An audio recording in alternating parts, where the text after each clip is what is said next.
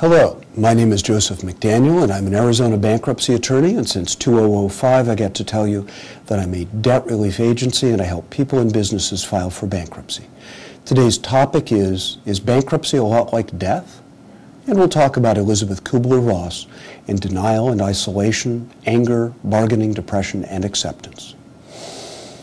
Is bankruptcy like death? Well, the stages leading up to the decision to file a bankruptcy may well feel like the effort to come to grips with your impending mortality. What are those steps? According to Elizabeth Kubler-Ross in her seminal work On Death and Dying, those steps are denial and isolation, anger, bargaining, depression, and ultimately acceptance. Now, I don't talk to people who are dying. I talk to people who have gone through various stages leading up to a decision that they'll need to file a bankruptcy case here in Arizona. And often they haven't finished the stages leading to acceptance by the time they first see me.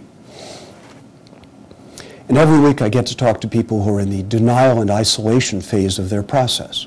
Often their family has bullied them to come in and talk to me, but they aren't ready to even consider filing a bankruptcy. Some folks have moved on to anger. If a husband has reached the stage of acceptance and a wife is still trapped in anger, meeting with a bankruptcy attorney in Phoenix can get pretty interesting. One lovely wife brought in by her husband to hear about his perceived need to file a bankruptcy was so angry about the overall topic that she couldn't even make eye contact with me or talk to me, except in an angry sss. I felt like a character in Buffy the Vampire Slayer. And last week, the angry one was the husband, who blamed his wife for the failure of her business, even though he knew in his heart of hearts that it's hard to start a business during a depression.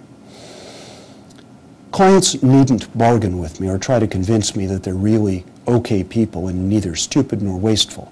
I already know that. But many need to talk about that first, and often I'm able to let them ventilate about how hard they tried to find some other alternative before they came to see me. I understand that. Depression is often present in my potential clients, but I seldom get to see the most clinically depressed because they're at home trying to sleep 24 hours a day to block out their sorrow. I can tell when people have made it through to acceptance because they're more organized, relaxed, they've done their bankruptcy homework, and they're prepared for the somewhat painful but ultimately liberating experience of bankruptcy. A bankruptcy discharge is a good thing, especially if you can obtain one in a Chapter 7 bankruptcy. Now, from the point of view of a simple country bankruptcy attorney, a simple bankruptcy may be vastly more complicated just because the spouses have not yet both reached acceptance, or because they're both mired in anger, but they must file because after a trustee sale, they won't qualify under the means test. Helping some people help themselves is not as easy as you might think, but it is emotionally rewarding for me. It would be much more difficult to help them if Heidi were not a bankruptcy angel, or if Nikolina Kovacevic weren't practical and brilliant. Fortunately, they are.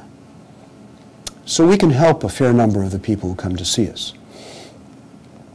Some of those people shouldn't file a bankruptcy, but it's always nice to talk to them anyway. P.S. Sometimes it's necessary for legal reasons to file a bankruptcy prior to a point that would be optimal from the perspective of the client's internal emotional state. That makes it somewhat more difficult to keep or make all of my clients happy on each and every day of the 5 years that we'll be working together in a case that has assets. But if it were easy, what fun would that be? Thank you very much.